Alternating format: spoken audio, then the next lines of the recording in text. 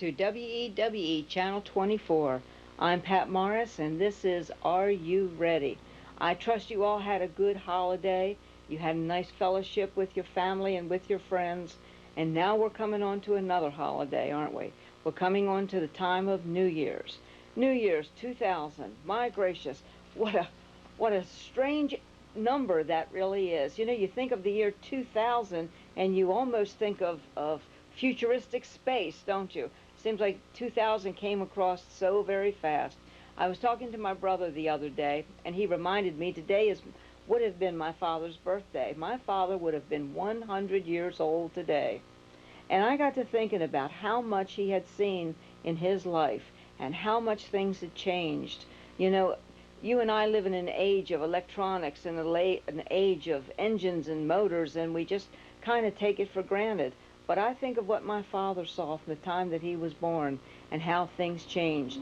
He saw Kitty Hawk and he saw men walking on the moon. My, what a big, big difference. As I started talking about this and started thinking about it, I went into the net and pulled out a timeline from history. And I started to think the Bible tells us that in the last days that knowledge would increase, that so much would happen.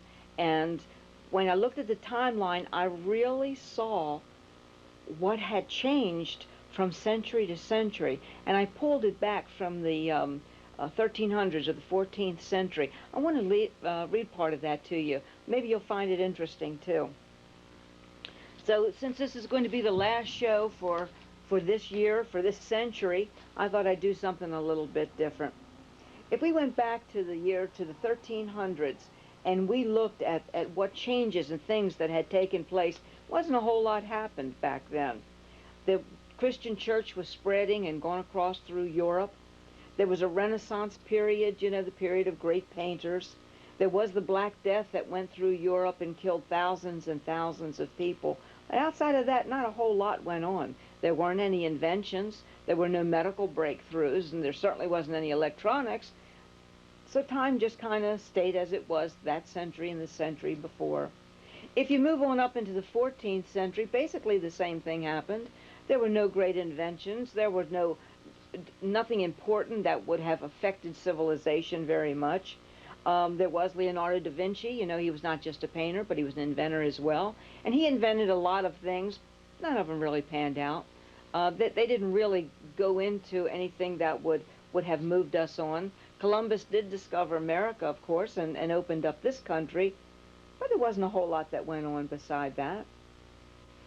If you move up into the 15th century, there was a lot of European explorers that were going out to different continents and discovering, new continents and going into civilizing countries and that kind of thing. There was a Protestant Reformation. That's the period of time when the church split, and part of it became what is well known now as the Roman Catholic Church, and part of it became what is well known now as the Protestant Church.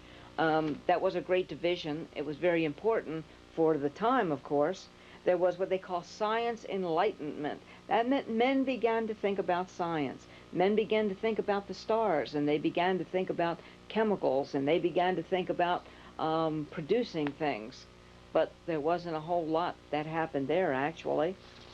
If we move up into the 16th century, we know there was a fantastic building that everybody talked about called the Taj Mahal.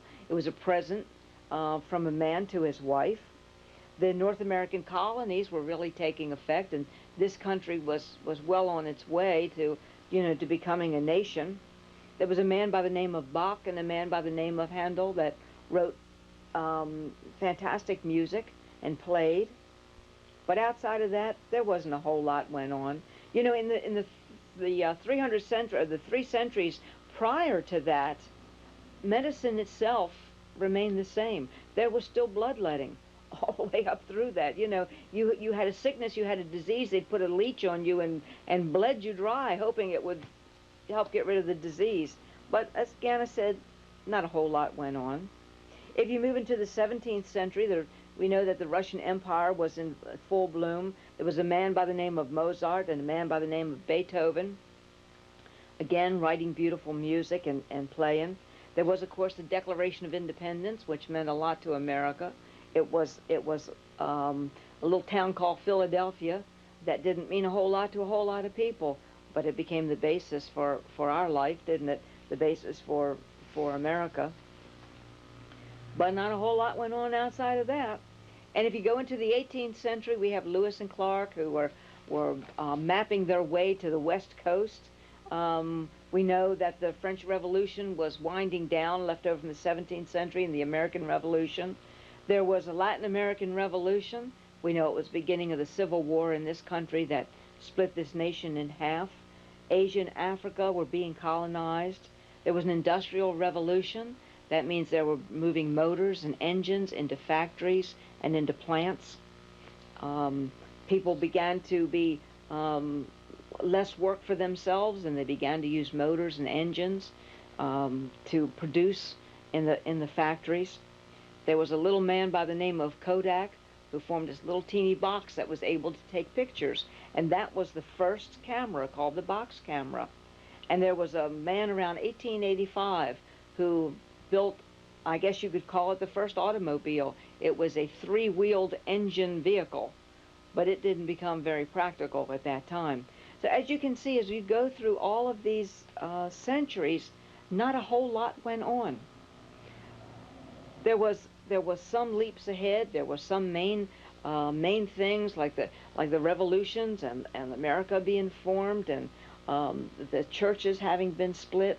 But as far as knowledge, as far as a whole lot going on, it was pretty quiet and pretty simple. And things went on in each century as it had before until we hit the 1900s. And that's when things began to change. That's when things really began to move. This was the year that my father was born. This is the year that he started to see things that really moved very quickly. He saw, as I said, the Wright brothers in Kitty Hawk, North Carolina, this airplane that barely got off the ground. I think it was only in the air for so many seconds. It didn't even fly very long. No practical use, but there was two men who thought a flying machine could be very important to the world. There was a man by the name of Henry Ford who built the first four-wheeled automobile that you and I know about, called the Model T. And not just built the Model T, but Henry Ford wanted to build something that the common man, like you and I, could afford. His whole factory was revolutionized and industrialized, and there were engines and motors put in there, excuse me, and equipment that started mass producing items that hadn't been done before. Henry Ford started an awful lot by building these little cars, and he allowed the common man to be part of the wealth of this nation. There was, of course, World War I. There was the Russian Revolution that had taken away the king and the queen, the prince and the czar of Russia. There was a little item called the telephone that was introduced in this century. The telephone. Can you imagine what it was like to have lived without a telephone? We don't even have them in our homes now, but we have them in our cars, don't we? We have them I have one in my pocketbook right now. There was a rise of fascism, and World War II began that drew this country into a war. There was a man by the name of Mahatma Gandhi who brought peace to a country of millions in India. It was a time when Japan emerged as a very great nation, and there was a place called Hiroshima where it ended the great nation of Japan. All that in World War II.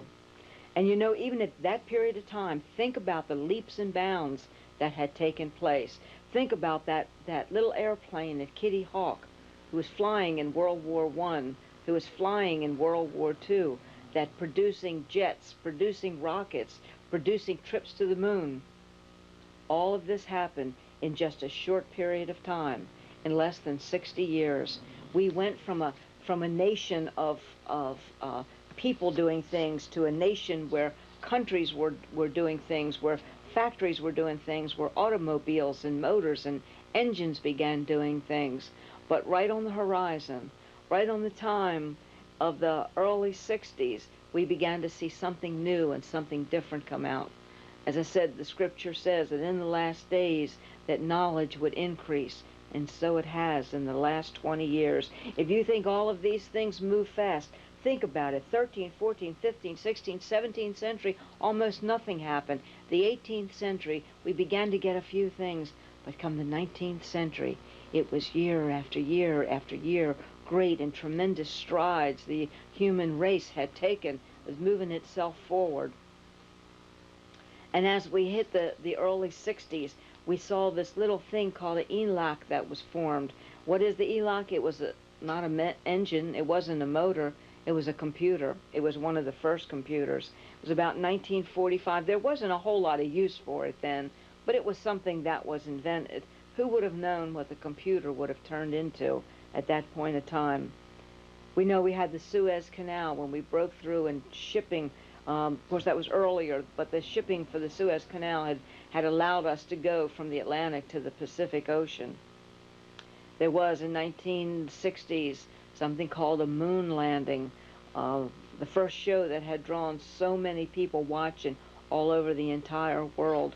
For the first time, the human race had left this planet and gone someplace else and walked on the moon. Africa and Asian countries began to get their independence. Latin American countries were really pulling together and becoming independent, becoming nations of their own. There was the birth of the personal computer. Who would have ever thought companies in such a short period of time, companies were moving into putting computers in their businesses. Some had them, some didn't. Nowadays, a company can't even survive without a computer, can it? And of course, I left out that little thing called television, the thing you're watching on right now. TV TV has really moved the country forward. It has allowed us to see and to know and even desire. It's a great media for the marketers to show us what we've been without and what we've been lacking in our life. We've seen so much of that around Christmas time, haven't we? Now, speaking of television, I want to add this in here while I may. You know, the 31st is coming. We don't know what's going to happen, but this channel, WEWE, will be on starting about 3 or 4 o'clock in the morning, because that's when the sun is going to set. That's when the new millennium, or the year 2000. Actually, the new millennium doesn't start till 2001, but in the year 2000, this station will be on the air, and you'll be able to see it on right where you're watching it right now. You'll be able to see if things start happening, if problems start happening across the world. There are some islands that will be first. I don't know that we'll get any news from that, but you know, the NBC and CBS will have news all over, unless, of course, things start happening and electricity goes down or computers go down. TV will be gone. WEWE would still be on the air for a while, because they've got, they can bring it in on antennas if you have an antenna on your TV set.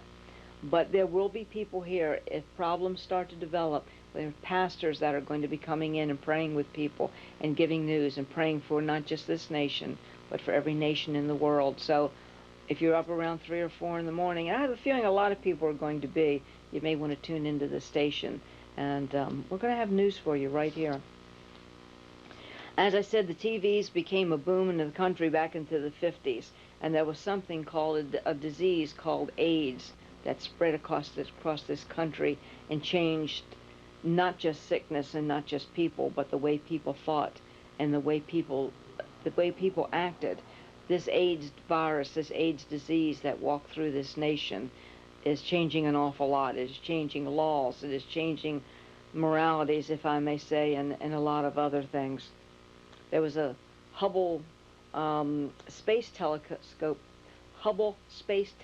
that was put up, and it allowed us to see things we had never seen before.